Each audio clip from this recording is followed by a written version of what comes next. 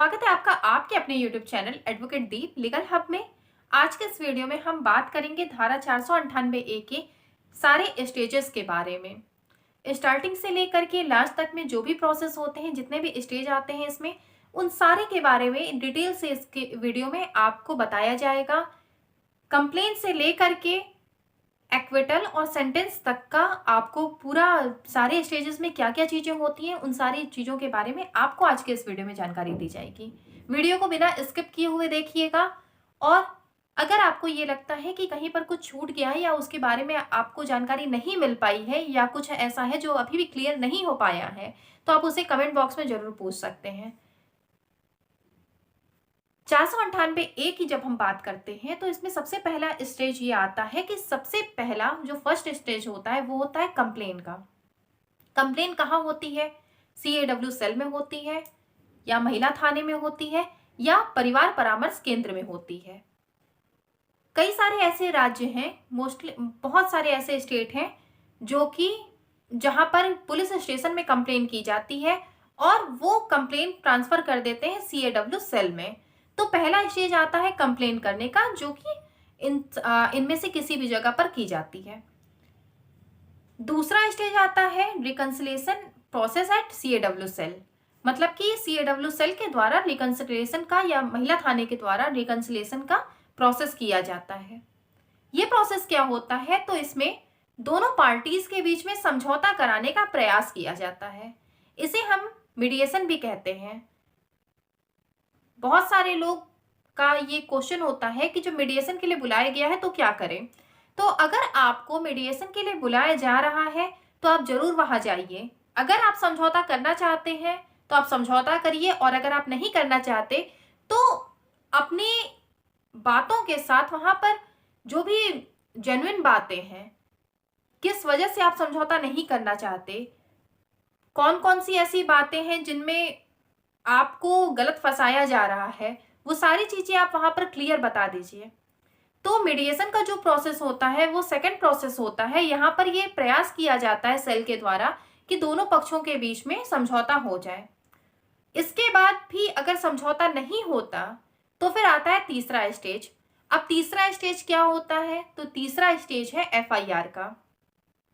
जब previous stage पर settlement नहीं हो पाती, प्रीवियस स्टेज का मतलब कि सेकंड स्टेज जो है, जब वहां पर सेटलमेंट नहीं हो पाती है तो पुलिस चाहे तो FIR दर्ज कर सकती है।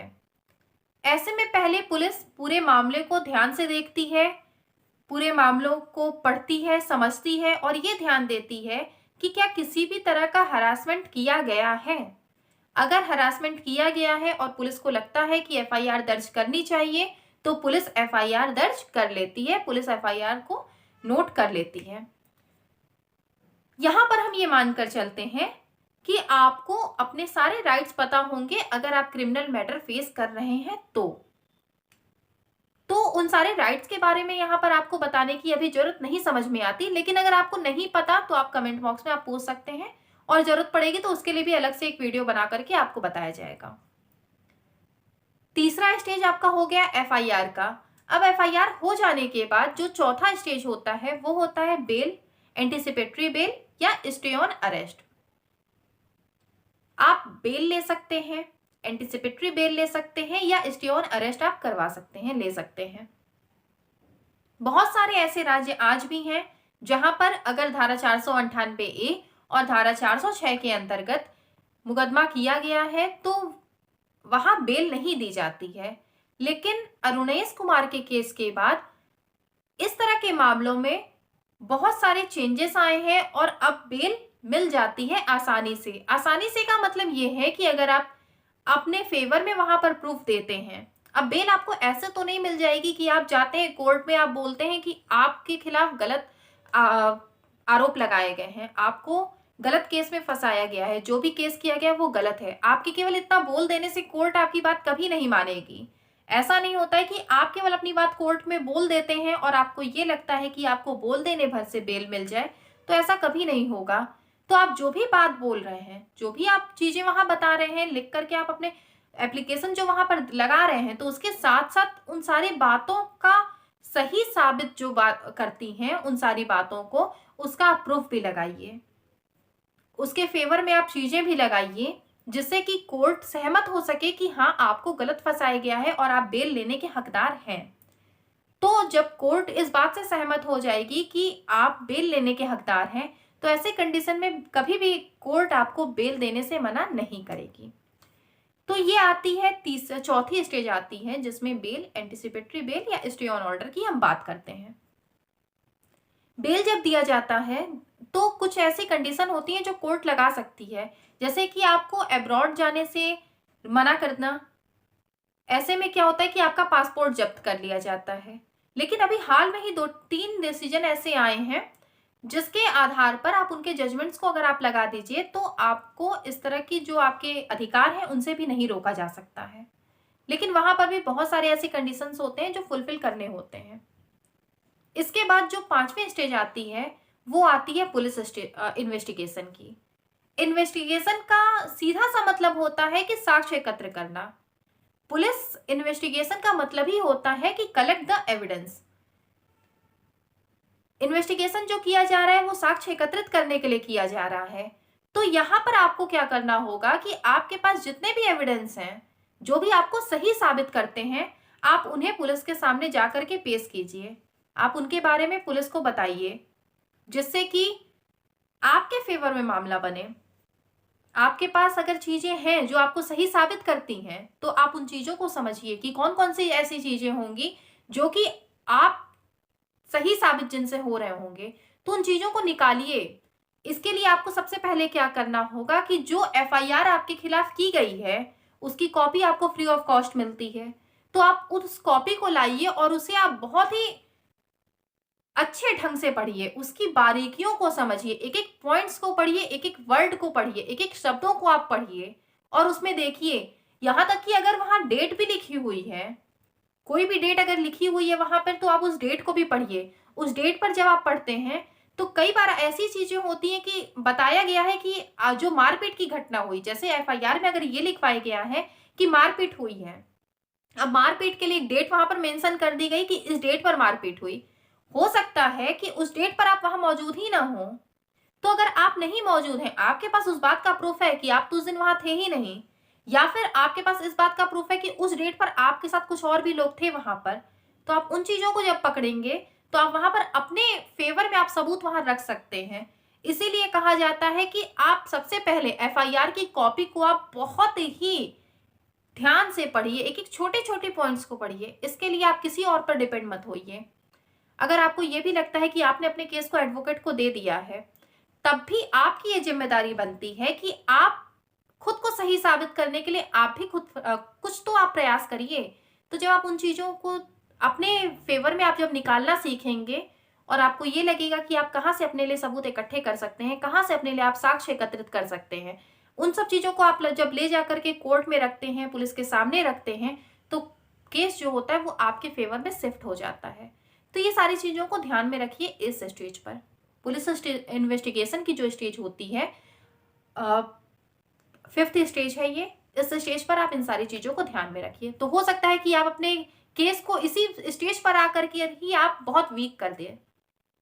इसके बाद जो छठा जो स्टेज आता है वो आता है चार्जशीट का। इन्वेस्टिगेशन का प्रोसेस जब पूरा हो जाता है तो पुलिस चार्जशीट लगाती है, कोर्ट में चार्जशीट दायर करती है। इसमें पुलिस उन सारे एविडेंस को पेश करती है जो कि इन्वेस्टिगेशन के दौरान एकत्र किए गए हैं। चार्जशीट के साथ साथ पुलिस उन सारे एविडेंस को वहां पर पेश करती है।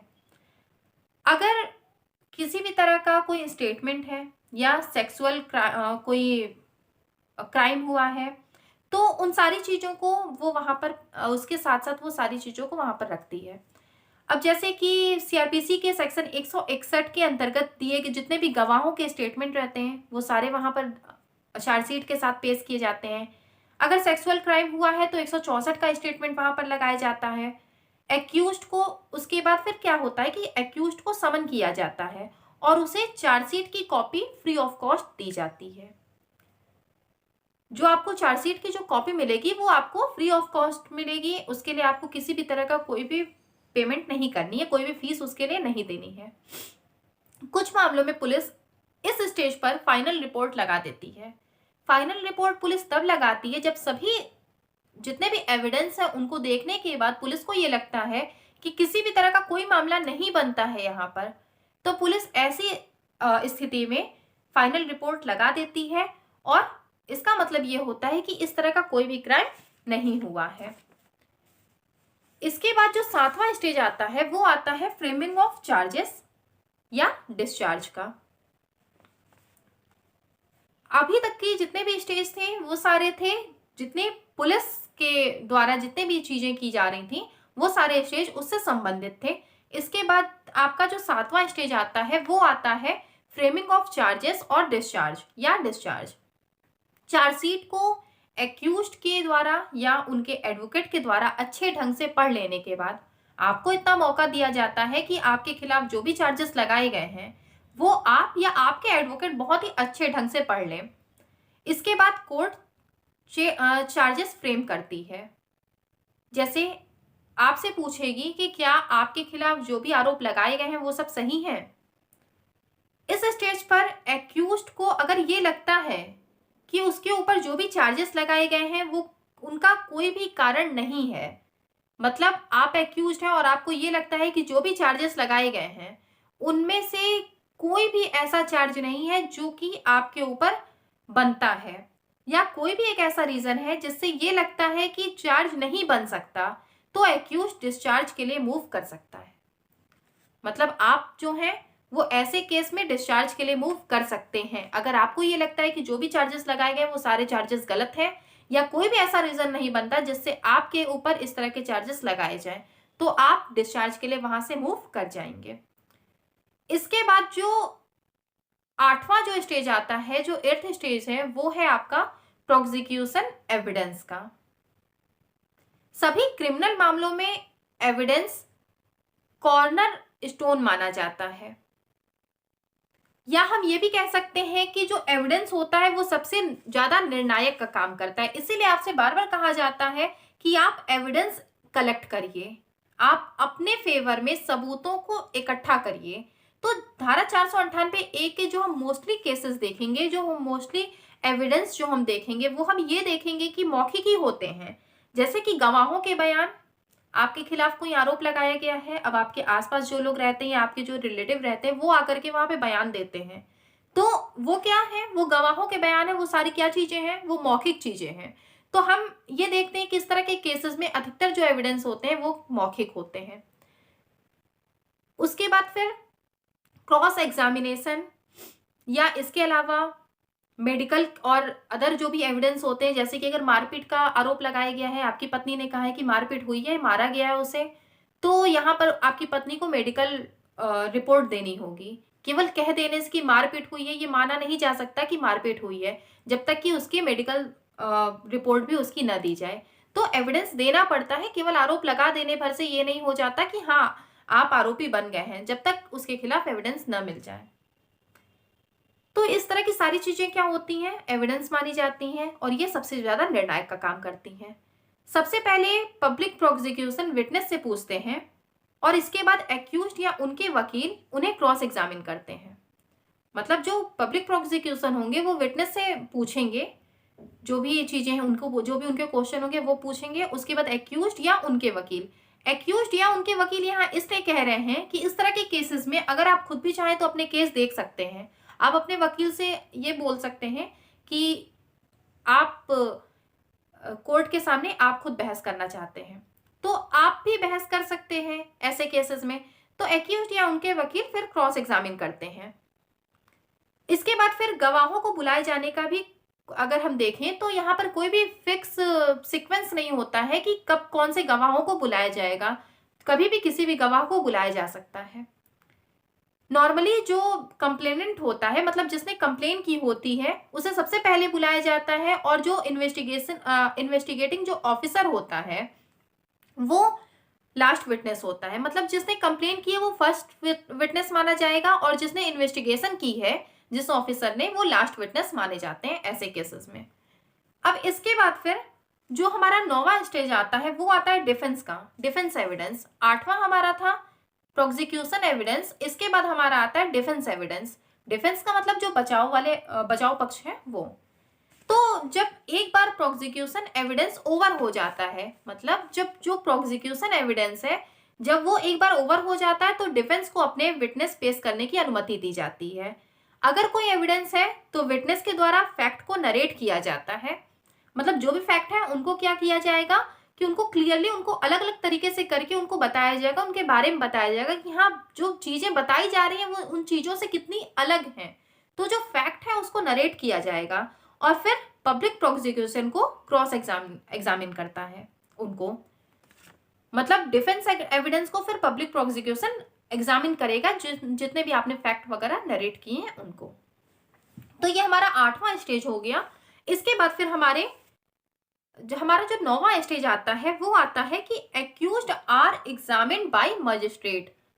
जब हमारा प्रोसिक्यूशन एविडेंस कंप्लीट हो गया उसके बाद फिर हमारा डिफेंस एविडेंस हो गया। इसके बाद फिर जो एक्यूज्ड है वो एग्जामिन किए जाएंगे मजिस्ट्रेट के द्वारा। ये किया जाता है अंडर सेक्शन 313 सीआरपीसी की धारा 313 के अंतर्गत मजिस्ट्रेट एक्यूज्ड को एग्जामिन करते हैं। इसके बाद फिर हमारा जो 10वां स्टेज होता है वो स्टेज होता है हमारा आर्ग्यूमेंट का।